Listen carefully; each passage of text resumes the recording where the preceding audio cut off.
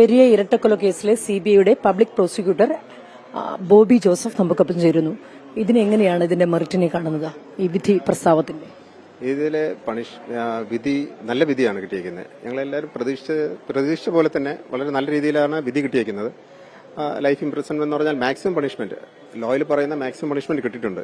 അപ്പൊ നിങ്ങൾ ചോദിക്കുമായിരിക്കും എന്തുകൊണ്ട് ഹാങ്ങിങ് വന്നില്ല, ഡെത്ത് സെന്റൻസ് എന്തുകൊണ്ട് വന്നില്ല എന്ന്. ഡെത്ത് സെന്റൻസിന്റെ പെർവ്യൂവിൽ വരുന്നില്ല ഈ കേസ്. അത് സുപ്രീം കോടതി കുറെ ഗൈഡ് ലൈൻസ് പറഞ്ഞിട്ടുണ്ട് എന്തൊക്കെയാണ് ഡെത്ത് സെന്റൻസിന്റെ പെർവ്യൂവിൽ വരുന്നതെന്ന്. പലർക്കും പല അഭിപ്രായം ഉണ്ടാകും ഇതിൽ. എന്ന് വെച്ചാൽ ഇതിൽ ഫൈനലായിട്ട് ഒരു ഡെഫിനിഷൻ എന്ന് പറയുന്ന സുപ്രീം കോടതിയുടെ 2 കേസുകളിലാണ്.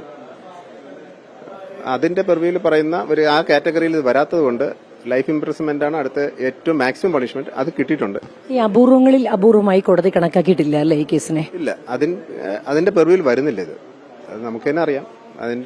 അതിന്റെ ക്ലാസിഫിക്കേഷനിൽ സുപ്രീം കോടതി ലേ ഡൌൺ ചെയ്ത ഗൈഡ് ലൈൻസിൽ ഉണ്ട് എങ്ങനെ എന്തൊക്കെ കേസുകളാണ് ഇതിൽ വരുന്നതെന്ന്.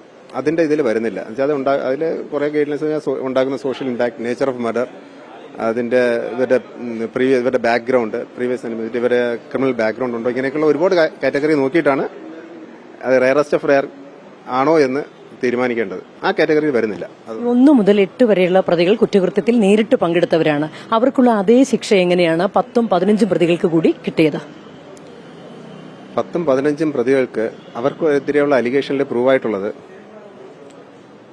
149 പ്രൂവ് ആയിട്ടുണ്ട്. 149 എന്ന് പറയുമ്പോൾ ഇതില് വളരെ ക്രൂഷ്യലായിട്ടുള്ള അതിന്റെ punishment is equal to 302. Major ഒഫൻസിന്റെ സെയിം പണിഷ്മെന്റ് ആണ് 149 കൊടുക്കുന്നത്. അത് വന്നപ്പോൾ ഓട്ടോമാറ്റിക്കലി ഇവർക്കും ആ സെയിം പണിഷ്മെന്റ് വന്നു. പിന്നെ 120B കോൺസ്പിറസിയിൽ വന്നാലും മർഡറിനുള്ള കോൺസ്പിറസി ആയതുകൊണ്ട് മാക്സിമം പണിഷ്മെന്റ് ആ 302 എത്രയാണ് പണിഷ്മെന്റ്, മർഡറിന് എത്രയാണ് പണിഷ്മെന്റ്, ആ പണിഷ്മെന്റ് തന്നെയാണ് ഇതിനും കൊടുക്കേണ്ടത്. അങ്ങനെയാണ്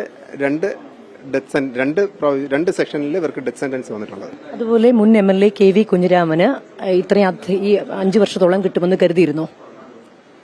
അതിൽ മാക്സിമം പണിഷ്മെന്റ് 7 വർഷമാണ്. ഞാനത് സെന്റൻസ് ആർഗ്യൂ ചെയ്യുന്ന സമയത്ത് മാക്സിമം പണിഷ്മെന്റാണ് ആവശ്യപ്പെട്ടതും. കോടതി 5 വർഷം നൽകി. 5 വർഷത്തിൽ ഞങ്ങളത് കുറവായിട്ട് ഫീൽ ചെയ്യുന്നില്ല. 5 വർഷം ഇസ് ഗുഡ് പണിഷ്മെന്റ്. യഥാർത്ഥത്തിൽ ഒരു സൊസൈറ്റിക്ക് ഒരു മെസ്സേജ് കൂടെയാണിത്.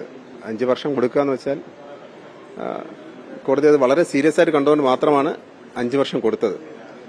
ഇതിനു മുമ്പ് ഇങ്ങനെ ഇത്രയും പണിഷ്മെന്റ് കൊടുത്തതായിട്ട് വേറെ ഞാൻ കണ്ടിട്ടുമില്ല.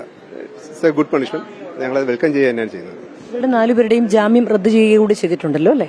റദ്ദ് ചെയ്തു. അവരെ പോലീസ് കസ്റ്റഡിയിൽ വിടുകയും ചെയ്തു. അതുപോലെ തന്നെ ഈ 2 വിഭാഗങ്ങളും പ്രതിഭാഗവും പറഞ്ഞിട്ടുണ്ട്. അതുപോലെ കുടുംബം, ശരത്ലാലിന്റെയും കൃപേഷിന്റെയും കുടുംബവും പാർട്ടിയും പറയുന്നു അപ്പീൽ പോകുമെന്ന്. അതിനുള്ള നടപടിക്രമങ്ങളൊക്കെ ഇനി അത് ഞങ്ങൾക്ക് ജഡ്ജ്മെന്റ് കാണണം. എന്തായാലും കണ്ടിട്ട് അതിന് അപ്പീലിൽ സ്കോപ്പ് ഉള്ളതാണെങ്കിൽ ഡെഫിനറ്റ്ലി ആ വിട്ടവർക്കെതിരെ ഞങ്ങളും പോകും.